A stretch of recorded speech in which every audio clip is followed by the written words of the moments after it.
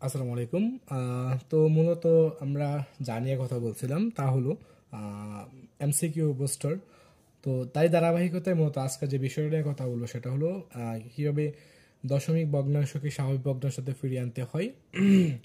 তো তা আমরা বিগত সালে দেখেছি যে এসএসসি এমসিকিউতে বাস্তব সংখ্যা থেকে এই প্রশ্নটা অনেকবার আসছে, কিন্তু আমাদের নিয়ম না জানা থাকার কারণে অথবা কঠিন নিয়মের কারণে আমাদের এগুলো কনফিউশন সৃষ্টি হয়। আমি একদম সহজে স্বল্প সময়ে চেষ্টা করব এটাকে সমাধান করে দেওয়ার জন্য। মূলত এখানে দুই ধরনের দশমিক রয়েছে, একটা হলো পৌনঃপুনিক সারা দশমিক, একটা হলো পৌনঃপুনিক সংক্রান্ত দশমিক। তুমি একটা জিনিস এখানে খেয়াল করো, 0.5 উপরে কোনো বিন্দু নাই। মূলত পৌনঃপুনিক কাকে বলা হয়? কোনো দশমিক ভগ্নাংশের পরবর্তীতে বা দশমিক ভগ্নাংশের দশমিকের পরে কোনো সংখ্যার উপর বা অঙ্কের উপর যদি একটা বিন্দু থাকে তখন তাকে বলা হয় পৌনঃপুনিক। যেমন এখানে 0.25, এখানে কোনো পৌনঃপুনিক নাই, কিন্তু এখানে তুমি খেয়াল করছো যে দশমিক আছে, দশমিকের উপরে কিন্তু একটা বিন্দু রয়েছে, কাজে এটাকে বলা হয় পৌনঃপুনিক। আর এখানে রয়েছে 0.45 পৌনঃপুনিক। তো এখানে 4 এবং 5-এর উপরে পৌনঃপুনিক রয়েছে। এর কারণ কি বা কি হবে সেগুলো আমি পরে বোঝাচ্ছি। মূলত আমরা এই দুইটাকে আগে সংশোধন করি। যখন পৌনঃপুনিক থাকবে না তখন নিয়মটা একটু দয়া করে ভিডিওটা পজ করে তুমি লিখে নিও। এখানে আসলে সময় সংকল্পতার কারণে আমি রুলসগুলো লিখতে পারতেছি না। নিয়মটা হলো, যখন পৌনঃপুনিক থাকবে না তখন এক নিয়ম, পৌনঃপুনিক থাকলে আরেক নিয়ম। এখন যখন পৌনঃপুনিক নাই তখন তুমি যে কাজটা করবা, একটা লব্বাই হর বা একটা ভগ্নাংশের মতো দাগ দিয়ে বা ভাগ চিহ্ন, উপরে দশমিক বাদ দিয়ে যা আছে সব উপরে লিখবা। এখন দেখো তো, দশমিককে যদি বাদ দাও তখন কি তাই 0.5, তো 0.5 এর মানে শুধু 5, কারণ বাম পাশে সংখ্যার বাম পাশে শূন্য থাকলে এটা কোনো মূল্য নাই। তো আমি দশমিকটাকে বাদ দিয়ে পেলাম 0.5, তো 0.5 এর কোনো জিরোর কোনো মূল্য নাই, শুধু 5। এবার নিচে যে কাজটা করবা সেটা হলো দশমিক এর জন্য 1। এই যে দশমিক এর জন্য 1, দশমিকের পর জয়টা অঙ্ক আছে ওইটা শূন্য। তুমি দেখো তো দশমিকের পর সংখ্যা বা অঙ্ক কয়টা আছে? একটা, তাহলে আমরা কয়টা শূন্য বসাবো? একটা শূন্য। এখন এটাই তাহলে এটার কাঙ্ক্ষিত উত্তর। তুমি যদি তবে এখানে একটা কাহিনী করা যায় যে তুমি একটু ছোট করতে পারো এটাকে, যেমন ধরো 5 একে 5, 5 দুগুণে 10, তারা কাটাকাটিতে এক্সপার্ট, তারা বুঝো যেটা 1/2। এখন এটা কি করো, এখানেও দেখো কোনো পৌনঃপুনিক কি নর্মালি কোনো পৌনঃপুনিক নাই। তো যেহেতু কোনো পৌনঃপুনিক নাই তখন যে নিয়মে আমরা করতে পারি সেটা হলো ভাগ চিহ্ন দিয়ে দশমিক এবং দশমিকটাকে বাদ দিতে হবে। দশমিক বাদ দিলে 0.25, অর্থাৎ শুধু 25 চলে আসে। এবার দশমিকের জন্য আমরা 1 বসাবো। এবার দশমিক বাদে যা আছে তার জন্য আমরা কি বসাবো? দুইটা শূন্য, যেহেতু দুই ঘর রয়েছে দুইটা শূন্য। এখন এখানেও কাটাকাটি করতে পারি, 25 একে 25, 4 25-এ 100, কাটাকাটি করলে কত? 1/4 চলে আসে। কিন্তু সমস্যা হলো দশমিক বা যখন পৌনঃপুনিক থাকবে তখন আমাদের একটা বেসিকলি কনফিউশনে ভুগতে হয়। আসলে সেই কনফিউশনগুলো দূর করার জন্য মূলত আজকের এই ভিডিওটা। দেখো, যখন পৌনঃপুনিক রিলেটেড কোনো দশমিক ভগ্নাংশকে সাধারণ ভগ্নাংশতে আমরা কনভার্ট করব তখন যে রুলসটা, সে রুলসটা হলো দশমিকও বাদ এবং পৌনঃপুনিকও বাদ। দশমিক এবং পৌনঃপুনিক বাদ দিয়ে মূলত আমরা যা পাবো তা আমরা উপরে বসাবো। তো দশমিক এবং পৌনঃপুনিক বাদ দিয়ে আমরা পাই কত? 3। এই যে 3 বসালাম উপরে। এবার যে কাজটা করতে পারি সেটা হলো দশমিক তো এখানে বাদ দিয়ে দশমিক পৌনঃপুনিক সংখ্যা কয়টা আছে? একটা সংখ্যা, তাহলে আমরা একটা 9 বসাতে পারি। এখন এটা কাটাকাটি করলে আমরা 3 একে 3, 3 3 9, তাহলে সঠিক উত্তর 1/3। এই যে 1/3 হলো এখানে সঠিক উত্তর। পরবর্তী প্রশ্নে এটাকে আমরা কিভাবে করব? দশমিক এবং পৌনঃপুনিক যদি বাদ দেই তাহলে আসে কত? 45। এখন যেহেতু দুইটা পৌনঃপুনিক আছে আমরা দুইটা 9। একটা নোট হলো এক্সট্রা, যেটা এখানে কাজে লাগে নাই, সামনে আশা করি কাজে লাগবে। সেটা হলো, যদি দশমিকের পরে পৌনঃপুনিক বাদে কোনো সংখ্যা থাকে তখন সেটা 45 থেকে আগে বিয়োগ করতে হবে। এখন এখানে আবার 9-এর সাথে যতগুলো যদি পৌনঃপুনিক ছাড়া কোনো সংখ্যা থাকে সেগুলো কি তোমার যতগুলো সংখ্যা আছে ততগুলো শূন্য বসাতে হবে। যাই হোক, সেগুলো ভিন্ন একটা টাইপ, আমি এগুলো সামনে আলোচনা করব। তো এখন এই রুলস একটু মনে রাখতে পারো তোমরা। এখন মূলত আমরা যে বিষয়টাকে এখন দেখব সেটা হলো ক্যালকুলেটরের সাহায্যে কীভাবে আমরা কিছু মান সমাধান করতে পারি, যেগুলো এসএসসি বোর্ড বিগত সালে আসছে, এগুলো আমরা কিভাবে সংশোধন করতে পারি। তো যদি এখানে কিছু প্রশ্ন মনোযোগ সহকারে দেখো তাহলে বুঝতে পারবা যে এখন এই যে এখানে 1 নম্বর প্রশ্ন, 27 নম্বর যে প্রশ্নটা করছে 0.03 এর সমতুল্য ভগ্নাংশ নিচের কোনটি? যেখানে তোমাদের এখানে 4টা ভগ্নাংশ দেওয়া আছে, 4টা অপশনে। সিলেট বোর্ড 2000, সিলেট বোর্ড 2016 প্রশ্ন, যে 0.3 পৌনঃপুনিক। এখন তুমি এটাকে যদি এই নিয়মে করতে যাও তাহলে অনেক সমস্যা লাগবে, যেগুলো একটু দেখাইছি আমি। ক্যালকুলেটর দ্রুত কিভাবে করবা? আসলে পৌনঃপুনিকের মিনিংটা আসলে কি? পৌনঃপুনিকের মিনিংটা হলো যেমন ধরো 0.3 উপরে পৌনঃপুনিক আছে, এটার মূল রহস্যটা কি? রহস্যটা হলো তুমি 0 দিবা, পয়েন্ট দিবা, দেখো তো কার উপরে পৌনঃপুনিক আছে, এখানে 3 উপরে পৌনঃপুনিক, তাহলে এই 3 জিনিসটা বারবার হবে। কতবার হবে? আসলে এটা কোনো লিমিট নাই, বারবার হবেই। আবার ধরো একটা অংশে 0.4 এর উপরে পৌনঃপুনিক এবং 5 এর উপরে পৌনঃপুনিক আছে, তার মানে কি 0.454545 এভাবে কি বারবার হতেই থাকবে। আবার একটা পর্যায়ে যদি আমরা 0.125 1 এর উপরে এবং 5 এর উপরে পৌনঃপুনিক দিই, তখন এটার রুলস রাখি। দেখো এখানে একটা সংখ্যার উপরে কিন্তু পৌনঃপুনিক নেই, দুই প্রান্তে দুটো সংখ্যার উপরে আছে, তার মানে কি মধ্য সংখ্যার উপরে অটোমেটিক পৌনঃপুনিক রয়েছে। তখন এটার মিনিংটা হলো 0.125 এবার কি বারবার হতেই থাকবে। এখন একটা রহস্য আশা করি ভাঙবে এখন। যেমন ধরো কোনো একটা সংখ্যার উপরে গিয়ে 0.45 পৌনঃপুনিক শুধু 5 এর উপরে পৌনঃপুনিক আছে, এর মানেটা আসলে কি? এর মানেটা হলো শুধু 5 বারবার হবে। যেমন ধরো 0.4 একবার হবে, যেহেতু 4 এর উপরে কোনো পৌনঃপুনিক নাই, 4 একবার হবে, আর 5 এখানে কি বারবার হতেই থাকবে হতেই থাকবে হতেই থাকবে। ক্লিয়ার? তাহলে পৌনঃপুনিকের বিষয়টা আমি কনফার্ম করলাম। তাহলে এখন আমার যে প্রশ্নটা করছে এখানে 0.3 পৌনঃপুনিক, তার মানে কি এখানে 3 বারবার আসবে। তুমি দ্রুত করার জন্য সাইন্টিফিক ক্যালকুলেটর বা যে কোনো ক্যালকুলেটর ইউজ করতে পারো। যেমন এখানে অপশনে আছে কত 3/100, আমি যদি 3/100 দিই, 3/100 দুঃখিত 3/100, তুমি একটা জিনিস খেয়াল করো 0.03 এবং সীমিত সংখ্যক আসছে, কাজে আমার এটা হয় নাই, কারণ 3 উপরে পৌনঃপুনিক আছে মানে কি 3 বারবার হবে, তাই সঠিক উত্তর এটা না। 4 এখানে এর পরবর্তী প্রশ্ন 1/33, 1/33 এখানে খেয়াল করো 0.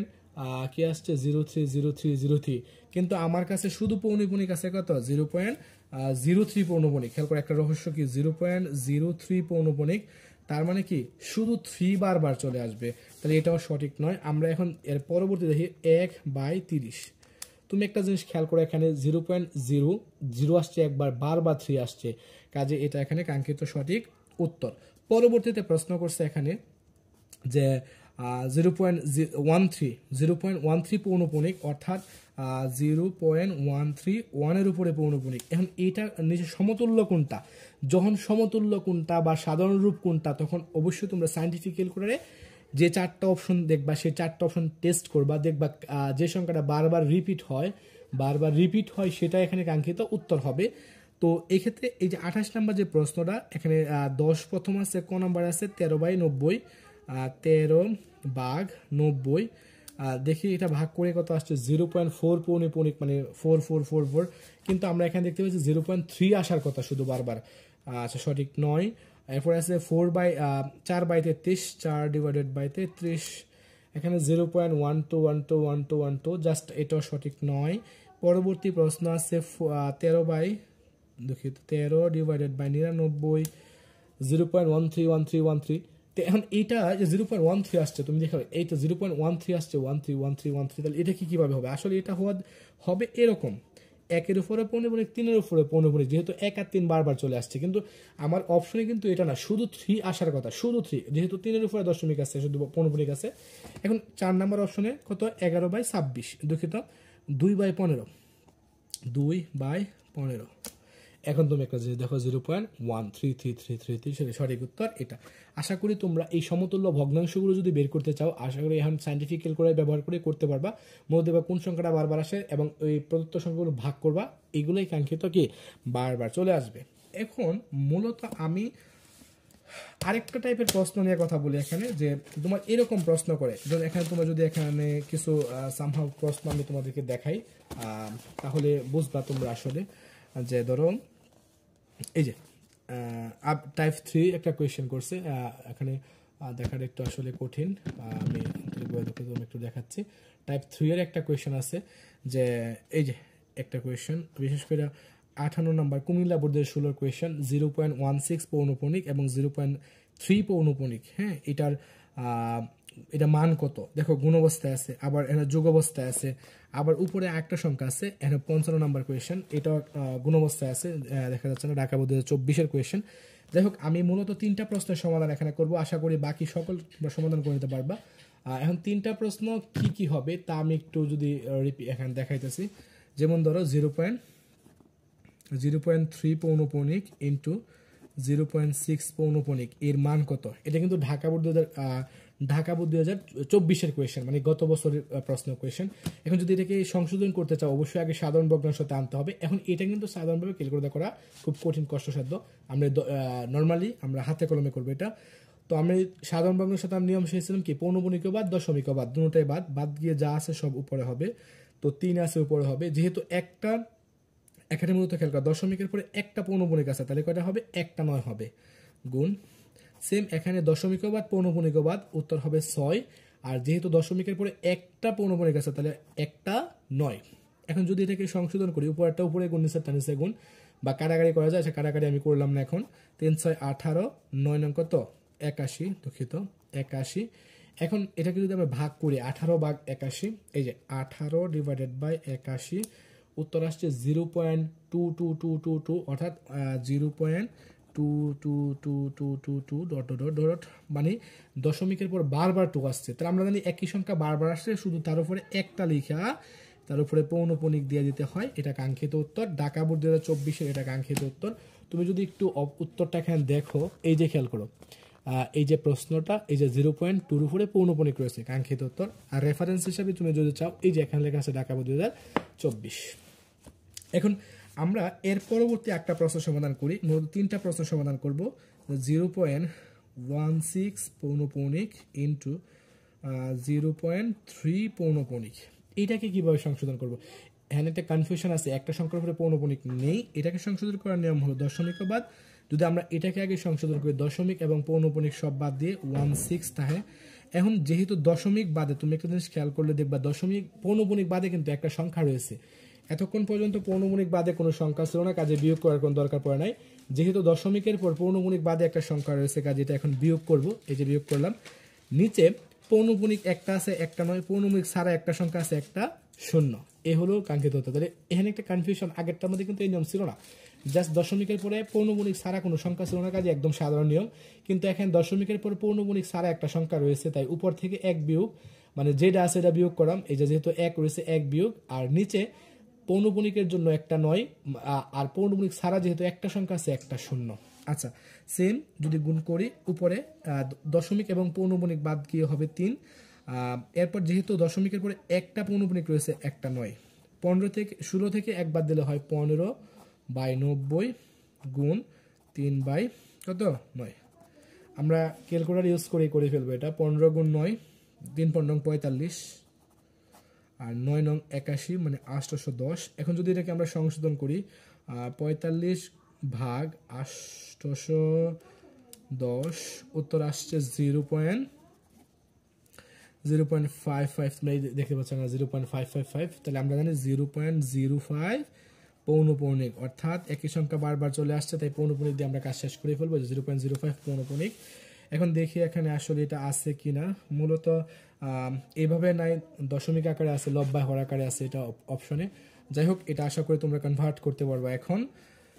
তো এখন মূলত যোগের যে অঙ্কটা আছে এভাবে সেম ভাবে করতে হবে।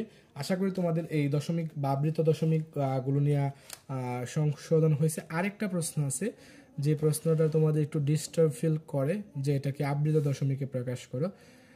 যেমন ধরো আবৃত দশমিক প্রকাশ করে বলতে একটা সংখ্যা দেওয়া থাকবে, বলবে এটার আবৃত দশমিক কোনটি। যেমন ধরো একটা সিম্পল একটা সংখ্যা দিই, যে ধরো 1/18।